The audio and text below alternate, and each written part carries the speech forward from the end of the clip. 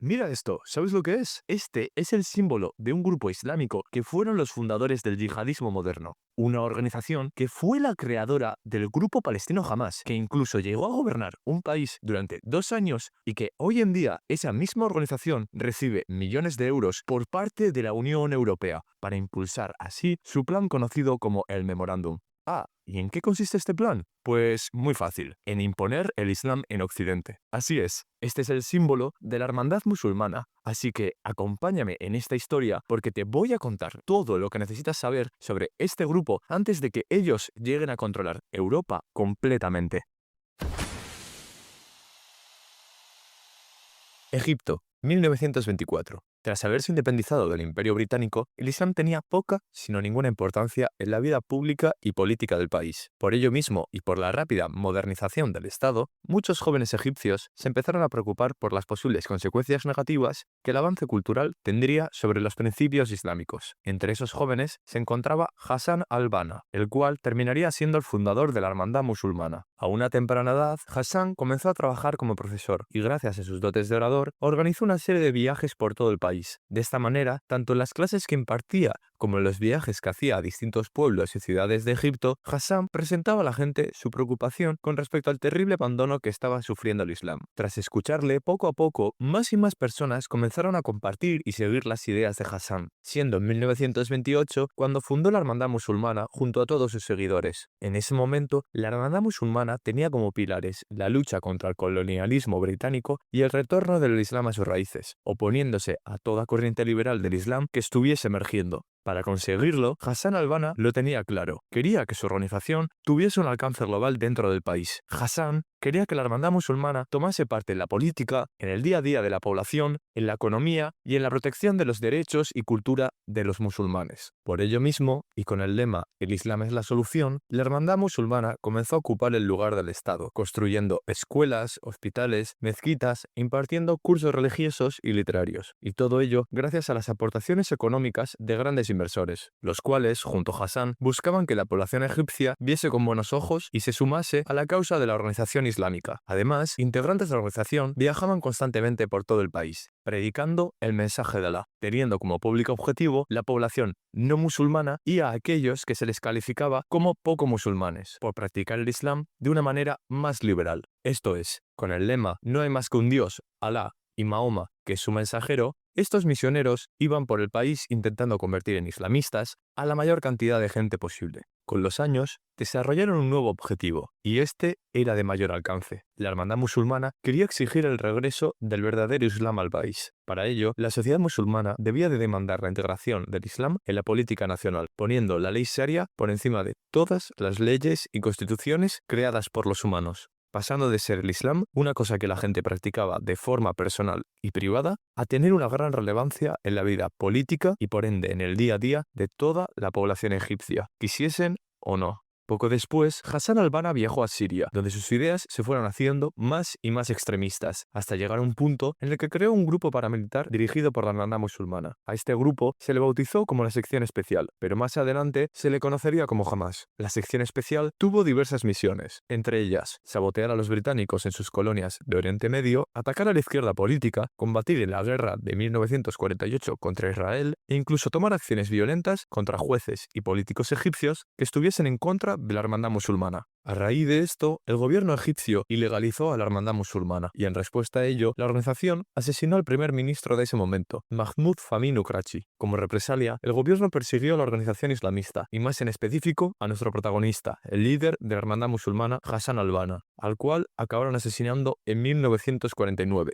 Tras perder a su creador original, la estabilidad de la hermandad musulmana peligró, pero con el tiempo la organización volvió a hacer de las suyas, que si se legalizaba la formación y dejaban de estar perseguidos, que si asesinaban a altos cargos políticos que estaban en su contra, que si organizaban manifestaciones con el objetivo de imponer la ley sharia, o que si el gobierno de turno volvía a prohibir las actividades de la organización, repitiéndose así la misma historia una y otra vez, pero cada vez que la hermandad musulmana volvía, lo hacía con más fuerza y apoyo que nunca. Todas estas altas y bajas hicieron que la organización se extremizase aún más, sobre todo gracias a uno de los nuevos ideólogos de la hermandad, que afirmaba que las prácticas occidentales y el secularismo habían llevado al país a una época de ignorancia previa a la aparición del Islam, lo que provocaba la debilidad de la umma en Egipto. Por ello mismo, y más que nunca, la organización debía de promover los principios islámicos, dando un paso aún más allá. Sayyid promovía la práctica del takfir, donde declararían como no musulmanes aquellos que se habían apartado del camino del Islam tal y como lo veía la organización. Estas acusaciones son bastante graves, ya que para el Islam clásico, a estas personas declaradas takfir serían penadas legal y religiosamente. Además, a raíz de las ideas de Sayyid, la hermandad musulmana fue la pionera en la práctica de la yihad moderna, en donde se cree que la conversión pacífica al Islam no se puede alcanzar y se debe de confrontar con violencia a todo aquel que se oponga.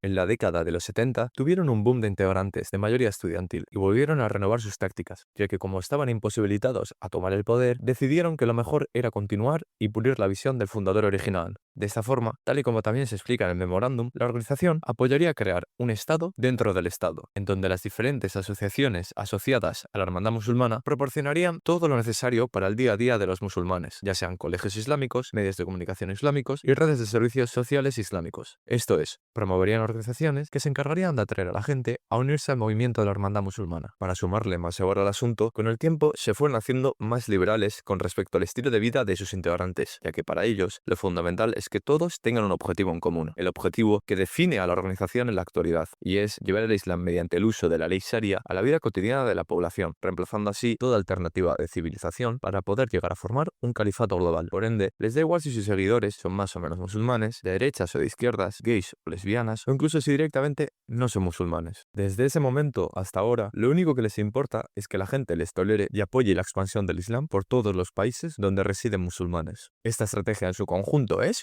de 10.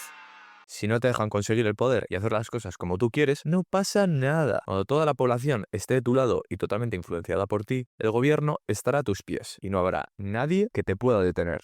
Y para demostrar la veracidad de esta estrategia, tras la primavera árabe y en las primeras elecciones democráticas no manipuladas en toda la historia de Egipto, para sorpresa de nadie, la hermandad musulmana ganó las elecciones con el 52% de los votos, gobernando el país desde 2011 hasta 2013. Siendo francos, el gobierno de la hermandad musulmana en Egipto pero tampoco ya que se le subió el poder a la cabeza. Por un lado, la organización fue cogiendo más y más control en el país, llegando a rozar casi la dictadura. Y por otro lado, la hermandad musulmana fue radicalizando las instituciones, buscando imponer en Egipto un Islam muchísimo más estricto. Por todo eso, y a raíz de unas grandes manifestaciones lideradas por los coptos, la sociedad egipcia derrocó al gobierno, prohibiendo definitivamente la estancia de la hermandad musulmana en el país, confiscándoles todos sus bienes en Egipto y declarándoles junto a Rusia como una organización terrorista.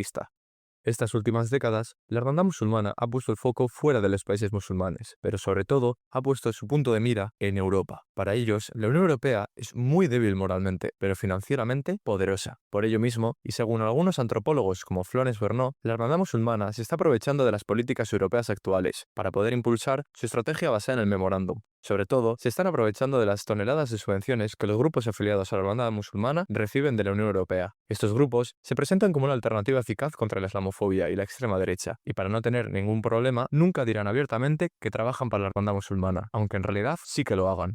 Por poner un ejemplo de esta situación y entenderlo mejor, veamos el caso de FEMISO. FEMISO es una asociación financiada y miembro de la Unión Europea de Estudiantes, que se encarga de representar a 32 organizaciones de jóvenes musulmanes en 22 países europeos. Aunque ellos lo nieguen, han habido diversas campañas que han apuntado que FEMISO está relacionado con la hermandad musulmana. Entre estas campañas se encuentra un informe de 2005 elaborado por varios expertos y por el Servicio de Seguridad de Baden-Württemberg en Alemania. En esta investigación llegaron a la conclusión de que FEMISO está controlado por los hermanos musulmanes y cuenta con el apoyo de patrocinadores saudíes. A pesar de todo esto, FEMISO sigue recibiendo dinero de las entidades europeas. Además, se pueden conocer de dónde provienen los ingresos de la asociación en su página web, y aunque los últimos datos sean de 2020, es muy posible que las subvenciones provenientes de la Unión Europea hayan aumentado, sobre todo porque en estos últimos 3 años la lucha contra la islamofobia se ha convertido en un tema muy importante para los organismos de la Unión Europea.